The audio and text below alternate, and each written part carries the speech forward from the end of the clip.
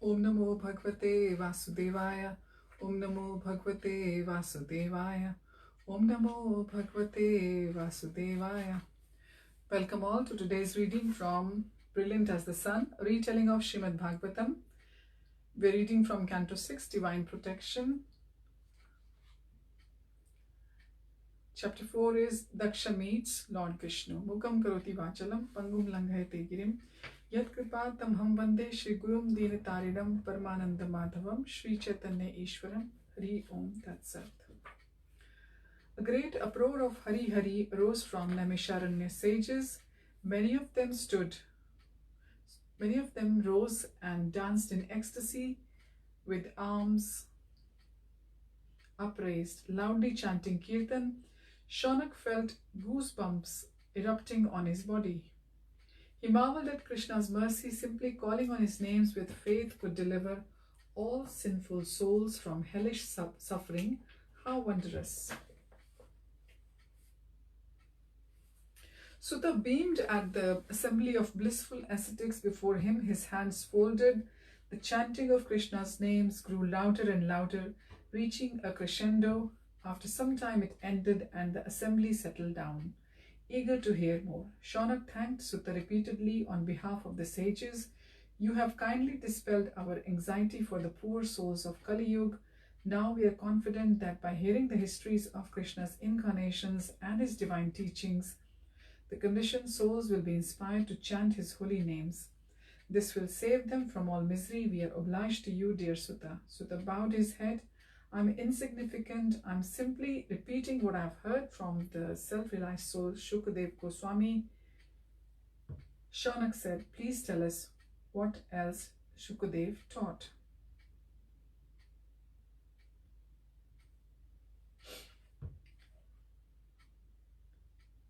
Beaming with joy, Sutta resumed his account. Parikshit pondered Ajamil's story. Like Ajamil, he too was a greatly sinful man.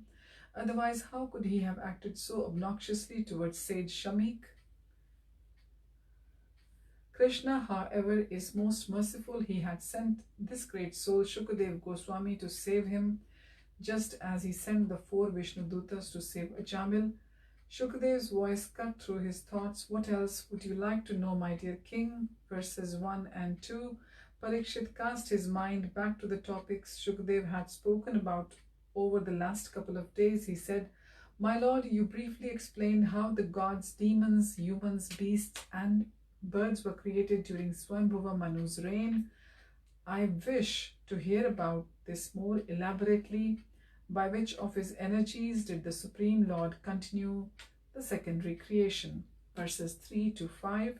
Shukadev smiled broadly, delighted with Parikshit's inquisitiveness. He considered how to answer. Daksha had been responsible for much of the secondary creation. But before this would make sense to the king, he needed to explain how the chief progenitor was born after the incident with Shiva. Do you remember what I told you about Prachin Barhi's 10 sons, the Prachetas? How they entered the lake to perform austerities after they saw Vishnu.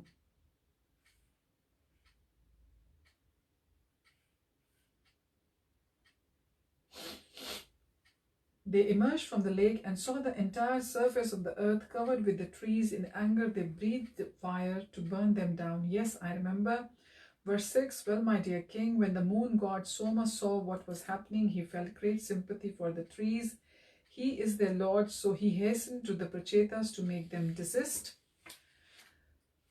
Through the blazing flames emerged a handsome youth riding an antelope. He emanated a whitish radiance and wore white robes with a jeweled diadem over his curling black locks of hair.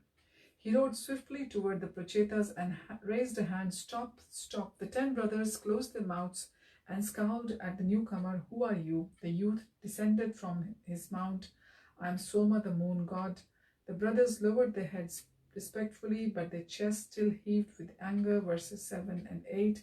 Soma spoke in conciliatory tones. Greatly fortunate ones, do not kill these poor trees. As rulers, your duty is to protect those in your care.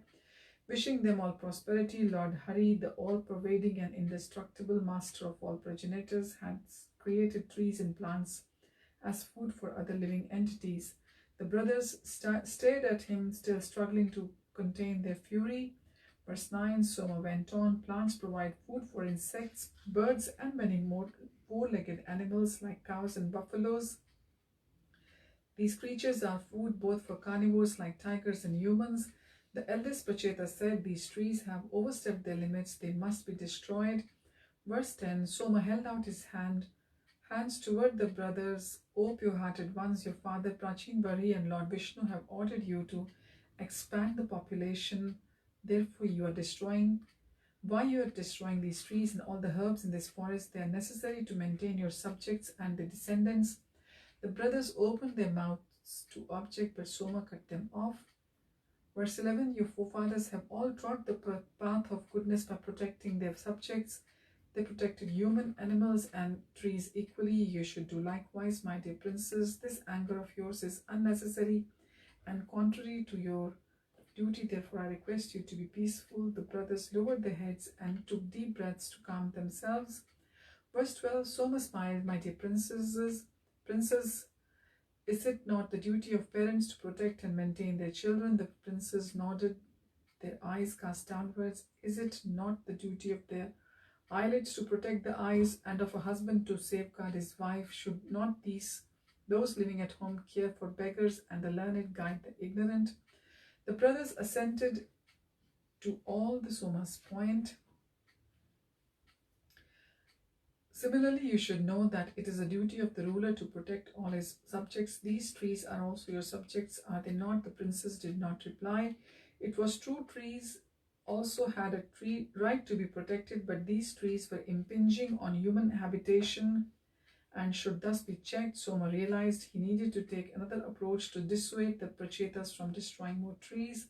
Verse 13, he said, you know, Krishna lives as a super soul in the hearts of all living beings, moving and non-moving, human, bird, beast, and indeed the trees. My dear princes, those who see the sacredness of all creation, please Krishna, please do not out of anger kill these living entities, thinking them to be unimportant because they are trees. The Prachetas raised their eyes for the first time, showing anguished expressions. They realized they had fallen prey to anger and displeased their Lord. One of them said, we are most wretched founders. Another added, how can we become free from anger, which is so dangerous? Soma breathed a sigh of relief. My dear princess, anger is immensely powerful. It arises suddenly in the body, leaving us no time to weigh down the situation. It appears rapidly and unexpectedly, as if falling from the sky.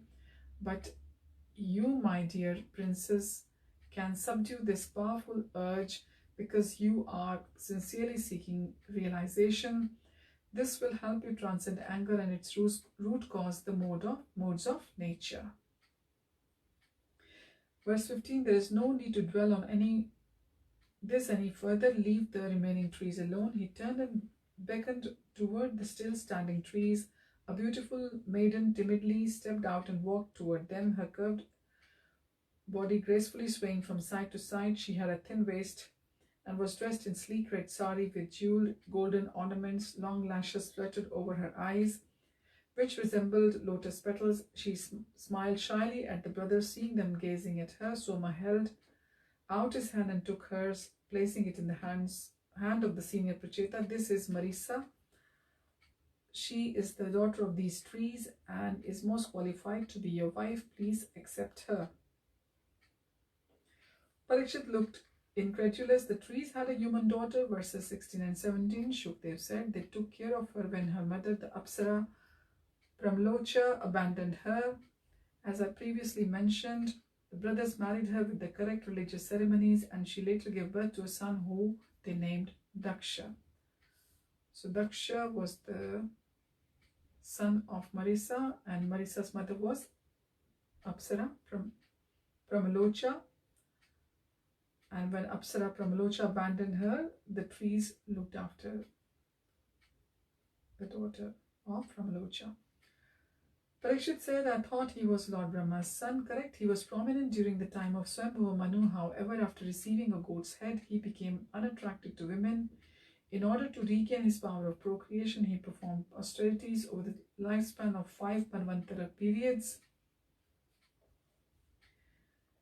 Then he discarded that body and was reborn as Marissa's son during the reign of Chakshusha Manu. He regained his former beauty and opulence and begot thousands and millions of children who filled the entire universe. So the two Dakshas are essentially the same persons in two different lives.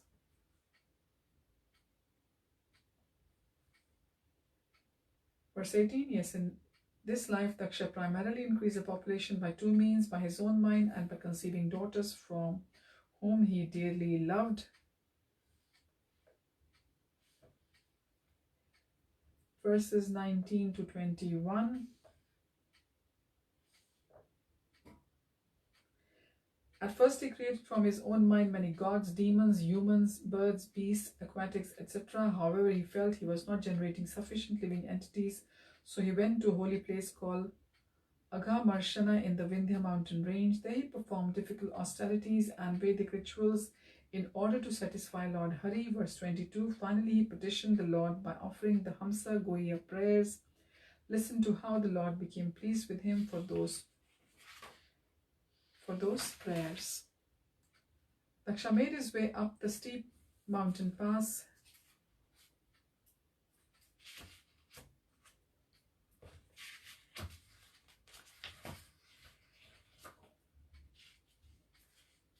Just making sure that I haven't skipped a page here. No, I haven't. Daksha made his way up the steep mountain pass, steadying himself with his stick. He walked barefoot and wore only a simple loin cloth. His weathered skin was deep brown from exposure to the sun, and his hair hung down in matted locks. He picked his way around the crags and great trees that grew up on the mountain breast, carrying a bundle of rare herbs over his shoulder for his fire sacrifice. For many years he had performed severe austerities and complicated rituals intent on attracting Vishnu's grace. When he arrived back at his ashram in Aghamarshana, he fed the dying embers of his sacrificial fire. Then he bathed in the nearby lake. Refreshed, he sat before the fire, and while chanting intricate incantations, he offered the sacred herbs into the flames. The fragrant smoke wafted toward the heavens. Daksha waited expectantly. Would Vishnu appear today? He recited the last mantras as he offered the remaining herbs, but Vishnu did not come. He held his head. Would he ever succeed? For years he had performed the severest austerities and elaborate sacrifices, hoping to see Vishnu. Placing his palms together, he prayed. Verse 23, I offer respects to the ever-existent, self-sufficient Lord, the cause of all causes and the controller of both matter and spirit. Although he knows and controls everything and everyone, he is transcendental to matter and cannot be perceived by our material senses. Verse 24, as a piece of fruit cannot understand how the tongue tastes it, the eye see it, the skin feels it, or for the nose smells it.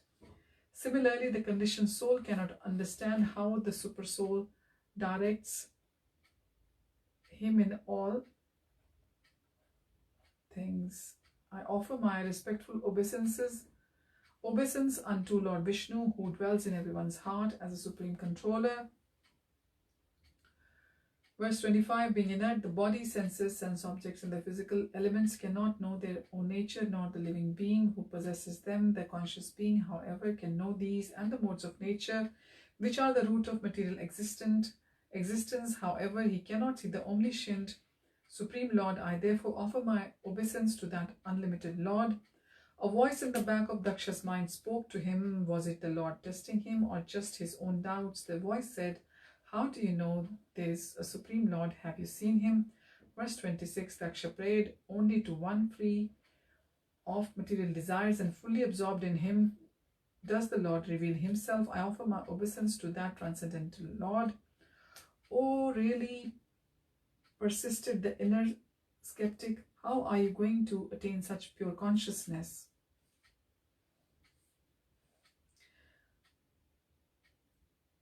Verses 27 and 28, Daksha prayed ever more strongly. Those serious about becoming detached from material life can know the super soul. I will apply myself to his loving devotional service by chanting his name, which enter the heart and inconceivably purify it. Oh, then will I please that Supreme Lord. You think that will work, said the doubting voice. To succeed in anything, one must persistently practice. Consider the great learned Brahmins who extract fire from the wood just by chanting 15 Samidheni mantras. They require both knowledge and practice to become so expert. Similarly, to find the super soul on whom the yogis meditate, we must continue with our devotional service until we penetrate the material layers covering the heart. Why not just visualize a form in the mind? Verse 29, Daksha knew many yogis practiced this method, but it was not recommended. He prayed, anything expressed by material vibrations, determined by intelligence, experienced by material senses, or imagined, is an effect of the material modes of nature and cannot be Vishnu's true form. Although he is the source of the creation, he is beyond it. He existed before the universe and will endure after its destruction. So I offer him my obeisance. If you say that something is not the Lord, then he cannot be the complete whole. Verse 30, the Supreme Brahman, Krishna's energy, is the ultimate resting place and source of all things. Everything is ultimately Brahman and therefore belongs to Krishna and should be offered to him. He is the aim of life, one without a second. He accomplished all things either directly or indirectly through his agencies while he remains aloof. Many philosophers would disagree, argued the inner skeptic. There are diverse views. Verse 31, Daksha went on, I offer my respectful obeisance unto the all-pervading Supreme Personality of Godhead who possesses unlimited transcendental qualities from within the hearts of mental speculators. He propagates various opinions, causing them to forget their own spiritual natures. He inspires them to agree on some points and disagree on others, creating a situation where it is hard for them to reach any conclusion. Is that their fault? Even the Vedas present differing views. So we'll continue from here onwards next time. Thank you for joining. Hari Om Tat Sat, Hare Krishna, and we pray for the well-being for everyone in this world. Hare Krishna, Srila Prabhupada ki